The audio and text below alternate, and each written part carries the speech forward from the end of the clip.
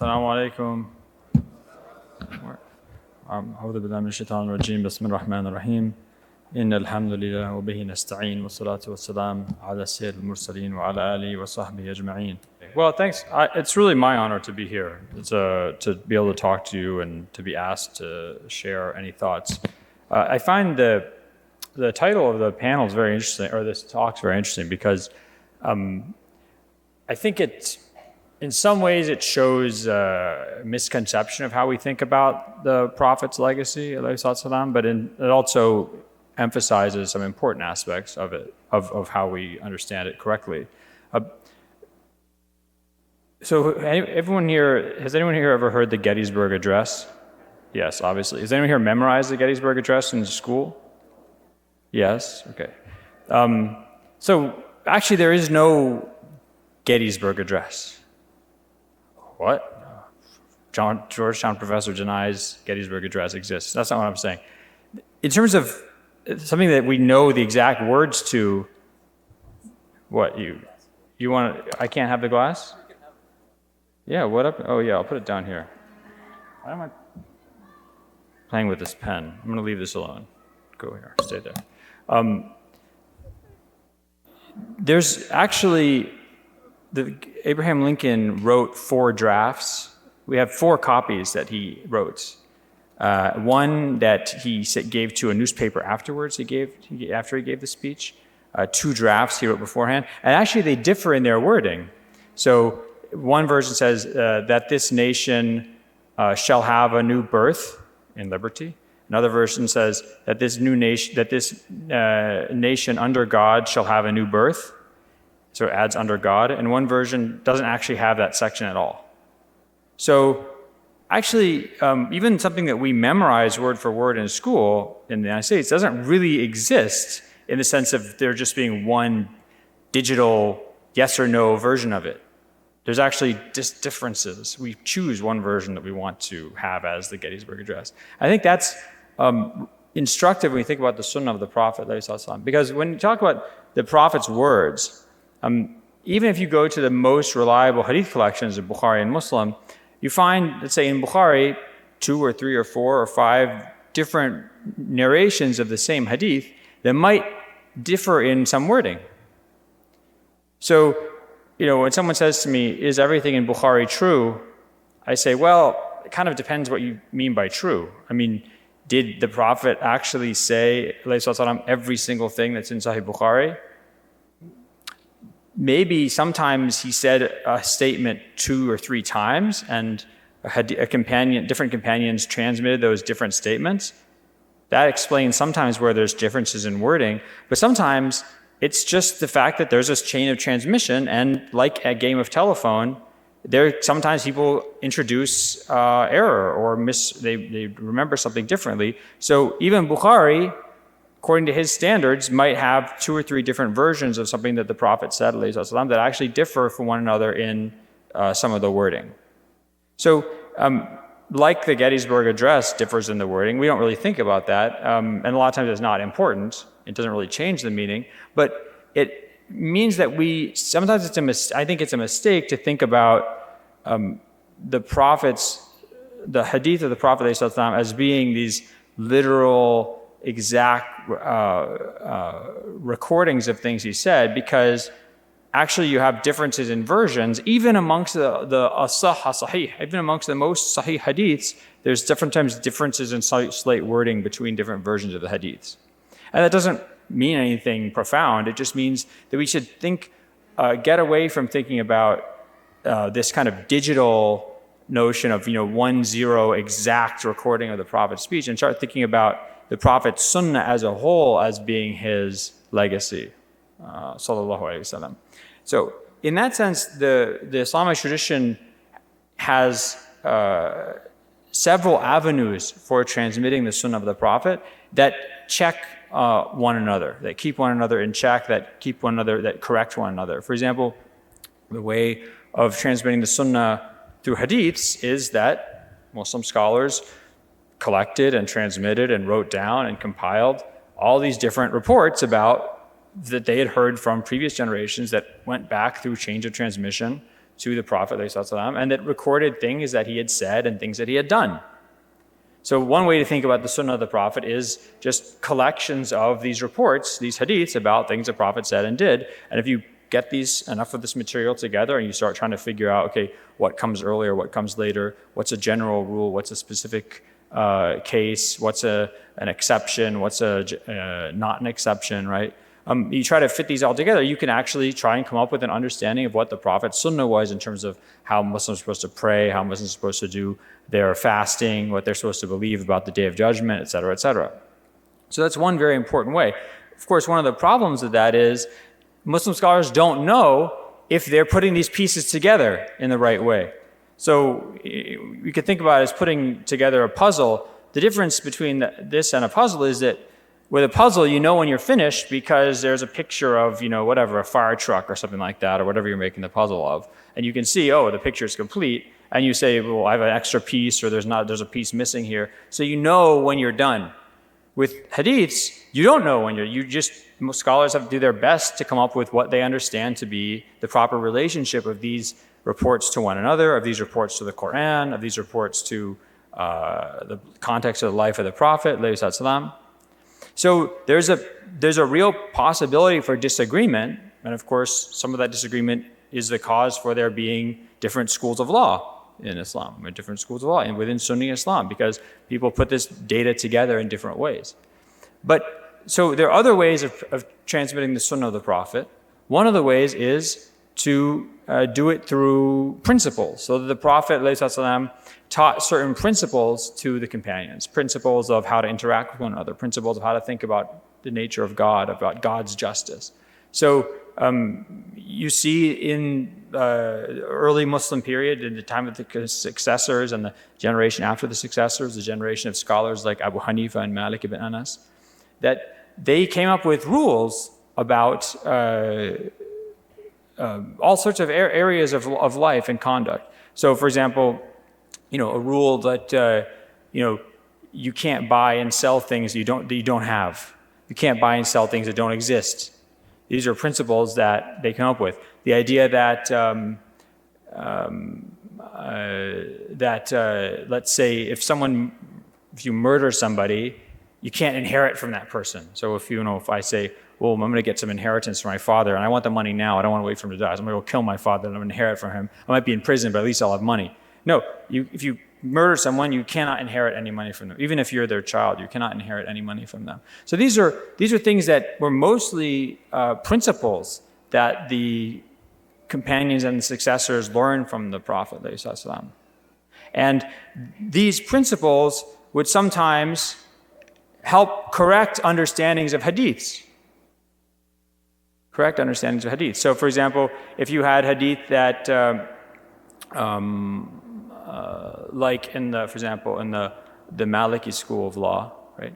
Or if there's a hadith called khiyar al-majlis, that if two parties when they're buying and selling things, until they part company, they can reject the sale or recant on the sale. So renege on the sale. So they can renege on the sale until they part company. Hatta yaftariqa, until they part company. Now, if you hear that phrase, until they part company, it means, until they, let's say, go their separate ways. Well, Imam Malik and others in the Maliki school said, no, that's not how that's not how we know from the general Sunnah of the Prophet. It's not how this hadith should be understood. It means, parting company means the verbal agreement. The verbal agreement. So that was how the Maliki school understood this hadith, because of these principles they learned from the Sunnah of the Prophet. The third way, the first way is actually just getting hadiths and trying to put together this puzzle to figure out what the Prophet's Sunnah was. The second way is to think about the Prophet's Sunnah as a set of principles. And the third way is the Prophet's Sunnah as a tradition that's lived by the pious community. So the best example of this is prayer. People don't learn how to pray from books. They learn how to pray from their parents, or they learn how to pray from their imam at the mosque, or their teachers at school. And those people learned how to pray from their parents, and their parents, so-and-so, all the way back to the time of the Prophet. So there's certain aspects of Muslim life that are handed down generation after generation. Of course, these things also have to be checked by hadiths, because as we all know, sometimes you can have a tradition from generation to generation. Every generation it moves a little bit away from its previous generation, a little bit farther, a little bit farther. So after 100, 200, 300 years, people are doing something very different from what their ancestors were doing, even though they think every generation thinks it's transmitting and inheriting something and not changing it at all. So you always have those hadiths that you can go back to make sure that you're not going too far away from the actual original practice of the Prophet. So when we think about the Sunnah, I think it's better, when we think about things coming straight from the Prophet's lips, it's better to think about the Sunnah as the precedent of the Prophet overall, the authoritative precedent and teachings of the Prophet overall, as opposed to thinking about just things that he says or reports that he said, because the reports, if you don't have the lived tradition of Muslim community, if you don't have principles that Muslim scholars derive from the Quran, from the Sunnah of the Prophet, you might not understand those sayings correctly, and you might not be able to put them in the right relationship with one another. Okay, now, I just wanted to discuss a few examples I think that really help us, should give us confidence about the overall intactness of our knowledge of the Prophet's Sunnah, the overall intact nature of this tradition. Of course, if you read books about Islam written by Islamophobes or just generally by Western scholars, they're very skeptical about hadiths, they're very skeptical about data about the life of the Prophet.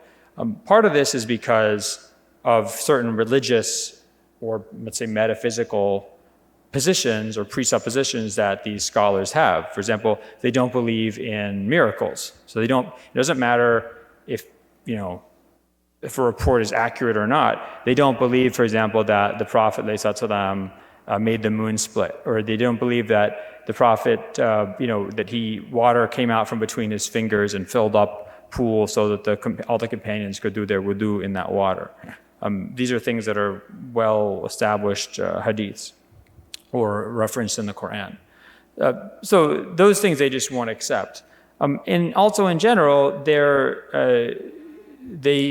don't think that any one generation or any one community is different from any other community in history. So there's the idea that the companions, let's say, were not able to lie about the Prophet, or that the Prophet ﷺ was immune to error, immune to committing sins. They just don't accept these principles. They say all human beings are the same.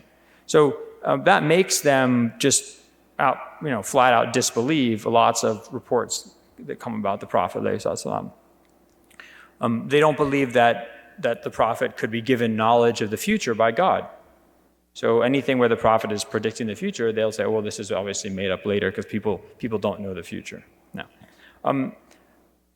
but I want to give you some examples of why this tradition is actually, I think, quite reliable. Now, that being said, all Muslim scholars acknowledge that thousands and thousands and thousands and thousands and dozens of thousands of hadiths were forged. All Muslim scholars acknowledge that there are countless thousands of forged hadiths that are totally unreliable or mostly unreliable. The reason that Muslim scholars came up with a science of hadith criticism was to sort out the forgeries from the reliable hadiths. So just saying that there's lots of forged hadiths is not news. That's actually the reality that caused Muslim scholars in the second, third, fourth, fifth generation of Muslim scholars, that actually caused them to construct and elaborate this science of hadith criticism to try and figure out what the Prophet really said and what he didn't say.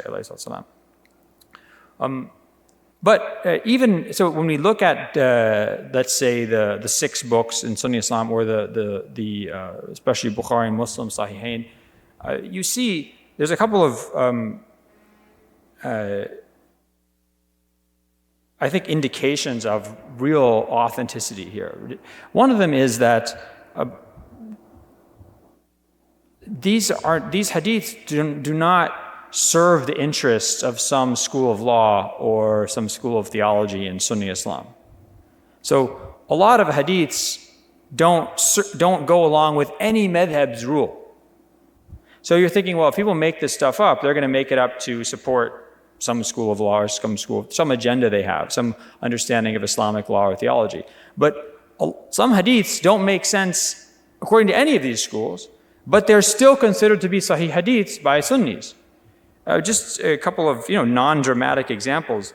But for example, a man comes to the Prophet and says, this relative of mine, he had a child with a walida, who is a slave woman. And there's debate about whose child this really is. And the Prophet says, al-walad al-firash wal-ahir al-hajar, right? The child belongs to the marriage bed, firash, and if you're a prostitute, or if you're or the man who commits zina gets nothing. So if let's say the man's was not the actual father, it doesn't matter. The child belongs to the marriage bed. You assume that the father is the husband, or in this case, the master of the slave woman, right? This becomes a really important principle in Islamic law. It's a very important principle. In fact, it's the same principle in American law up until like a DNA paternity test. But even with DNA paternity tests, right? How many people have kids? How many people have had paternity don't answer. How many people have done paternity tests? I'm going to guess not many. Because if you don't have to get a paternity test to prove you're the father of the child. It's assumed if you're married to your wife, or if you're in a relationship with this woman, that the child is yours. So actually, it's the same thing. The presumption is that the child belongs to the relationship bed, or the marriage bed. The same thing still in our law today. So it's a very important principle. But if you look at the context of the hadith, it's actually not a wife. It's a slave woman. So there's a debate amongst Muslim scholars. There's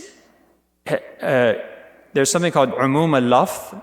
Umum al-lafz means the general meaning of language, versus khusus al-sabab. Khusus al-sabab means specific reason for a statement happening, or let's say a verse of the Quran being revealed. So let's say the verse of the Quran, la ikraha fi din. We all know this verse, right? There's no compulsion in religion. Does that mean that that's just a general rule? There's no compulsion in religion ever? Or was this verse revealed for a specific circumstance regarding a specific person, and in that case it means no compulsion for religion, but not generally? That's a good example of these two poles that are pulling on any hadith or Quranic verse. Is it the language supposed to be understood generally, or is it really only for a specific situation? So this hadith,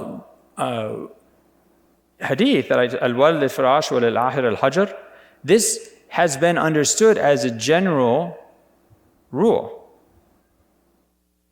Even though the specific circumstance is that it's a slave woman. So if it's a specific circumstance, it would only apply to people who have children with slave women, which doesn't happen anymore.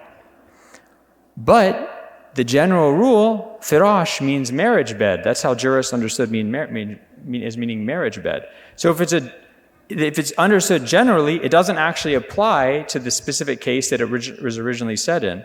And the original case it was said in doesn't apply to married people.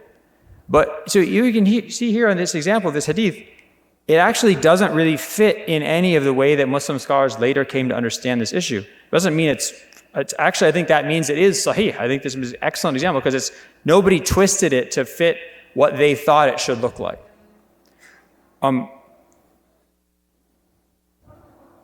Okay, so there's lots of examples of it. Lots of examples where you have a hadith that it doesn't really fit into any one school of law. You can see that there's different schools of law. They're all each trying to make sense of like, how do we understand this hadith? How does this fit into with our understanding of the Sunnah overall? So they're not twisting material to make it fit what they think it should be. They're actually keeping that intact material and trying to understand it. Another excellent example of the, I think, overall authenticity of certainly the core of the Sunni hadith corpus is that it contains extremely archaic language. I mean, there's language in hadiths that even the second and third generations of Muslims, they don't understand what it means. It's weird desert language that comes out of the Western Arabia. No one understands. I mean, it doesn't even make sense to people who by that time were living in Damascus, they were living in Basra, in southern Iraq, they were living in Egypt. Even though they were just 1 or 2 generations away from the Prophet, they were living in very different worlds than the Prophet lived in terms of technology, in terms of culture, food, what type of animals they were around. And I'll read you one hadith.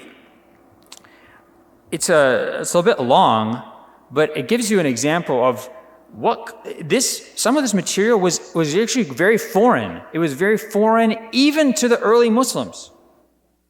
So I'll read you this hadith. This is from Sahih Bukhari. Muhammad bin Kathir narrated to us, this is my translation, saying, Sufyan reported to us, saying, Al-A'mash narrated to us from Zayd ibn Wahab, who said, Hudhayfa ibn al-Yaman, the famous companion, narrated to us, saying, the Messenger of God, ﷺ, told us 2 things, one of which I have seen, and I'm waiting for the second.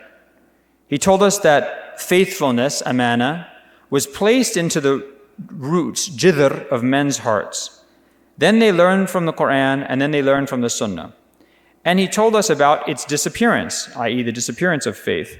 He said, quote, a man will go to sleep, and faithfulness will be snatched from his heart, until only a spot, weket, remains. Then he will go to sleep, and it will be snatched further away from him, until only a trace will remain, like the callus from a blister, mejel, like a coal you rolled on with your foot. It swelled up, but now you see it as a raised up mark, but with nothing in it. And people will follow each other, and no one will keep their pledges. And the hadith continues, but I want to just focus on that part. This is it. Anyone understand that? It's very hard to understand. So there's a spot. There's going to be just the remainder of faith, like a spot, meket. And then it's going to be like, it'll disappear more. Faith will disappear even more from society. And it'll be like a callus, like when you step on a coal and it swells up and then there's nothing, maybe the blister pops or something, and then you're just left with a mark or a callus or something. So this is a really unusual imagery. I mean, this is not something you would come up with. You wouldn't be like, hey, I'm going to forge a hadith. I want to talk about stepping on coal. I mean, these are not the kind of things that someone would come up with. This is very foreign imagery. And after the hadith, Bukhari's student, Al-Farabri, he said he asked al-Bukhari's secretary, a guy named Abu Ja'far, who was the one who would help him write things down.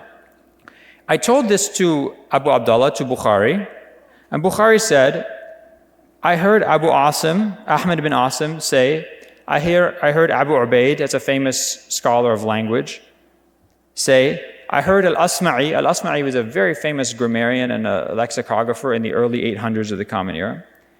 And others, so I heard Al-Asma'i saying, along with others, concerning the root, jidr, of men's hearts, the jidr is the base and source of something. And waqt is the slight trace of something, that mark. And mejel is the callus left on the palm after working.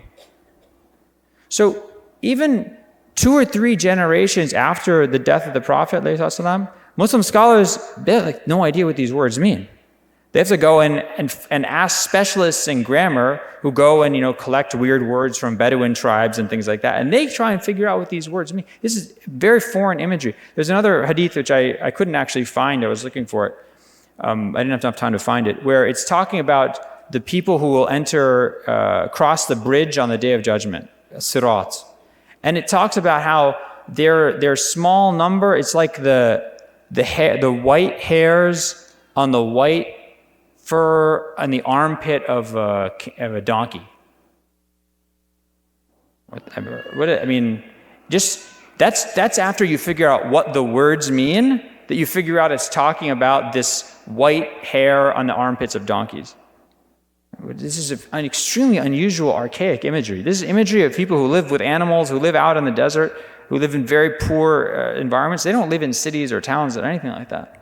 So this this imagery is not being made up by people. This is extremely archaic imagery that even the early Muslim scholars have trouble deciphering. They have to go and consult experts on language who all they do is go and collect weird words from Bedouin tribes. Okay. So finally, I wanted to end with a third, I think, really important piece of or set of information that gives us confidence in the overall authenticity of the Islamic tradition overall, which is the testimony of non-Muslim sources. So we don't have, we don't have some. It would be nice if like there was this Byzantine or Persian tourist who happened to go to Medina in 622, and he was hanging out there, and then suddenly he hears the singing, and this guy comes into town. Everyone seems really happy, and then he says, "This is really interesting. I'm going to stay here for a couple of years." He writes down every day what happened. That would be great. We don't have that, right? All we have, in terms of recordings of what the Prophet did in his life, in the sort of the details of his life, comes from Muslims who pass this on for 1 or 2 or 3 generations, and then it gets set down in writing of various forms. But we do have early non-Muslim historians and religious scholars, priests especially, in Syria, in Egypt, who are writing about, in Iraq, who actually write about their first encounters with Muslims. And if you take all this information together, you get something that's actually pretty good outsiders' understanding of what Islam is. Even though they don't like Muslims very much, they still do generally describe them accurately. So here's an example. In 640, so just 8 years after the death of the Prophet, there's this Christian document in Syriac language.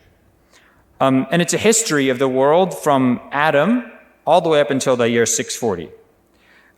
And what it does actually mentions the Prophet Muhammad by name. Just mentions him by name.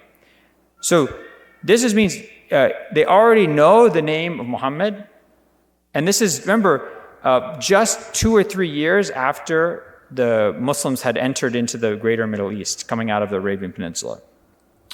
An even earlier document in Greek from North Africa, which was written in 634, so 2 years after the death of the Prophet. It talks about how in Palestine, this army had come, this army of Arabs had come, and they said they were following the religion of this prophet, and that he claimed to have the keys to paradise. So just 2 years after the death of the Prophet, we already have, even in North Africa, reports of these Muslims who were following this prophet, not a lot of other information. Then in the 680s, so during the time of right after the death of Muawiyah in 680 of the Common Era, there's a monk writing in Mesopotamia, a Christian monk, and he writes that Muslims are very lenient to Christians. They respect their monasteries. If you pay their taxes, they leave you alone. They don't care what religion you practice. He says that Muhammad was the guide and instructor of the Muslims. He taught the Arabs to worship the one God in accordance with their ancient law, and that the Arabs kept to the tradition of Muhammad, his Sunnah, to the extent that they punished people if they broke with the Sunnah of the Prophet. Actually, he has one criticism of the Muslims. He says they did not persecute Jews enough. He wanted them to persecute Jews more, and they didn't do that. Another guy writing in the 660s is our Armenian bishop named Sabeos. He said that the Prophet had awakened the Arabs to their Abrahamic ancestry. He had reminded them of the God of Abraham, and that this Prophet Muhammad, that when he was a child, when he was young, he used to go from the Hijaz to Palestine on trade. So it's actually non-Muslim in the 660s who's confirming the stories that go along with Surat al-Quraysh, right? لِآلَافِ قُرَيْشٍ رِحْلَةَ الشِّتَاءِ وَالصَّيْفِ. So that information was already known by non-Muslims. And they say that the Muslims don't eat carrion, meta, and they don't drink wine. And this is just some examples. Then we have all sorts of fascinating rock inscriptions, like graffiti.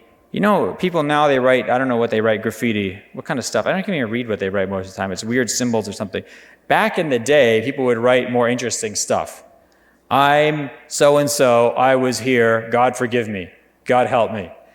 So in the, especially southern Saudi Arabia and the southern Hijaz, there's a lot of rock writing on the rocks that are preserved. And for example, one of them says, in the name of Allah, Bismillah, I, Zuhair, I'm reading it in English, obviously, it's in Arabic.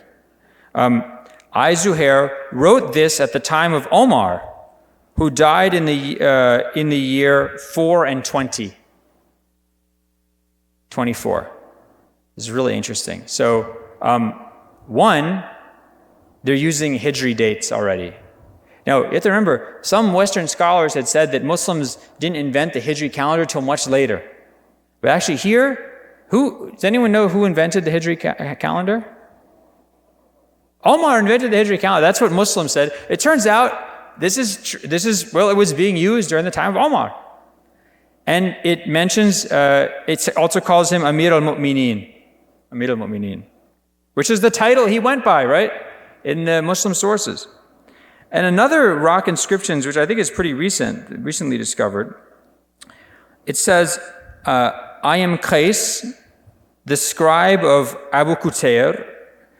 May God's curse be on those who murdered Uthman ibn Affan and those who have led to the killing without mercy.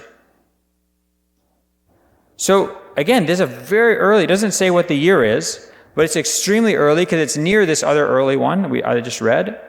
And it mentions the killing of Uthman. So again, this is a very early event that Muslims said happened at a certain time. A lot of non-Muslim historians have said, well, this is, we don't believe these stories or they're not reliable. But here you have the early rock inscriptions that are giving us external testimony of this. So if you take these non-Muslim sources from, the 630s, just a few years after the death of the Prophet, going up into the 680s, you have a vision of people who followed this Muhammad, who was their guide and their prophet, who taught them to worship the God of Abraham. He taught them don't drink wine, don't eat carrion, right? So this is actually not a bad description of Islam from people who don't know anything about it. Okay, so these points together, I think. Well, for me, they really provide a lot of clarity, right? So first of all, we talk about the Prophet's legacy, we don't just speak about reports of things he said and did, because those reports, they can sometimes, you're not exactly sure what the precise words of the Prophet were. But the fact that there's all these different versions preserved shows you the diligence that Muslim scholars had, like Bukhari and his teachers. They recorded different versions of hadiths, even if there was just one word difference, for example. They would record the different versions. But the Sunnah of the Prophet isn't just contained in these reports, right? It's contained in the legal thought, the legal tradition of Muslim scholars. It's contained in the lived community of the lived tradition of the Muslim community. And the overall accuracy of this tradition is bolstered by, one, the fact that it contains material that is clearly extremely archaic, even for the people who were first collecting it. Two, non-Muslim sources that are contemporary to just after the life of the Prophet, and in the decades, just 2 or 3 decades after his death, give us, taken together, a pretty accurate representation of Islam from outsiders' perspective. And finally, you have rock inscriptions that actually back up a lot of the material, a lot of the sources or the reports that Muslims had been treating as historically accurate. Okay, jazakumullahu khair, wa assalamu alaikum.